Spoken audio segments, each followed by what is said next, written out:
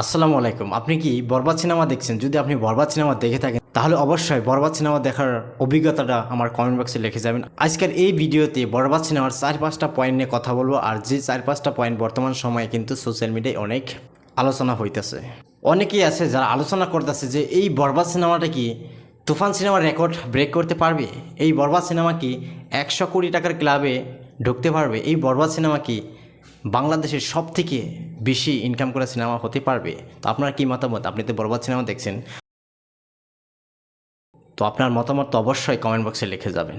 আবার অনেকেই বলতেছে এই বরবাদ সিনেমা দেখে বর্তমান সময়ের ফুলাইফান মানে যুব প্রজন্ম আমাদেরকে বলা হয়েছে আমরা কি শিক্ষা অর্জন করতে পারবো এই বরবাদ সিনেমা দেখে। কোকেন টানতেছে, সাকিব খান জবাই দিতেছে, সাকিব খান কুপাইতেছে, সাকিব খান হেরোইন খোর, সাকিব খান মানে ড্রাগ অ্যাডিক্টেড। তো সাকিব খান যখন হেরোইন টানে হলের মধ্যে হুররে দিয়া উঠতেছে, সাকিব খান কোকেন টানলে হুররে দিতেছে, তার মানে কি কমন পড়তেছে?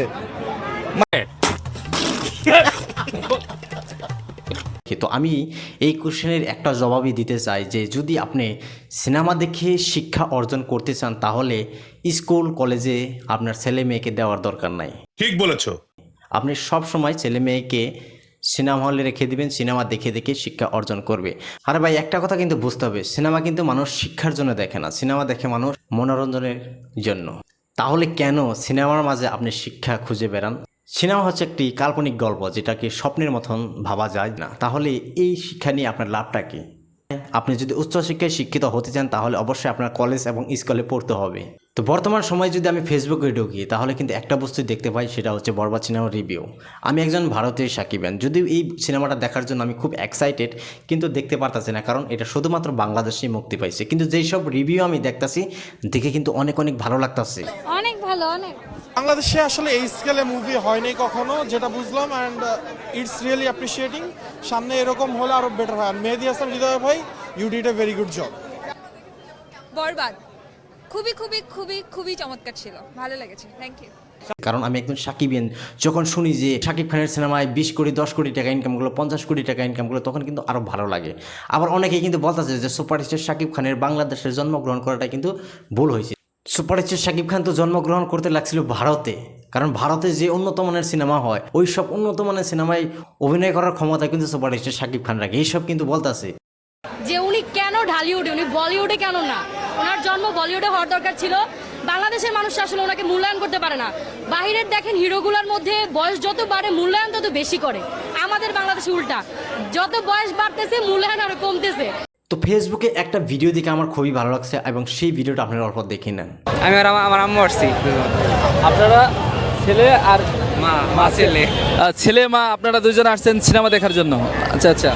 তো অনেকে বলে যে শাকিব খানের সিনেমা মানে ফ্যামিলি নিয়ে দেখার মতো না, তো আপনারা না, কে বলে শাকিব খানের সিনেমা অশ্লীল কোনো কিছু নাই, দেখা যায় ফ্যামিলির সবাই নিয়ে দেখা যায়। আপনি কি মনে করেন? আমিও তাই মনে করি। তুফান মুভিটাও দেখছি ছেলের সাথেই, কিন্তু খারাপ কোনো কিছু নাই। হ্যাঁ, এই ভিডিওটা দেখে আমার কিন্তু অনেক ভালো লাগছে। মা ছেলে মিলে বরবাদ সিনেমা দেখতে আসছে এবং তাদেরকে সাংবাদিকরা প্রশ্ন করে যে অনেকেই তো বলে সুপারস্টার শাকিব খানের সিনেমা নাকি ফ্যামিলির সঙ্গে দেখা যায় না।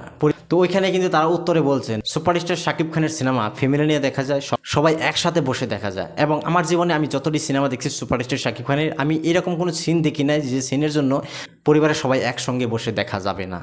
সুপারস্টার শাকিব খান ইদিকা পাল, এই দুইটা জুটি কিন্তু আমরা প্রিয়তমা সিনেমার মাধ্যমে কিন্তু দেখছিলাম এবং ওই সিনেমার লাস্টে একটা কিন্তু গান ছিল, ঈশ্বর কি তোমার আমার মিলন লিখতে পারতো না।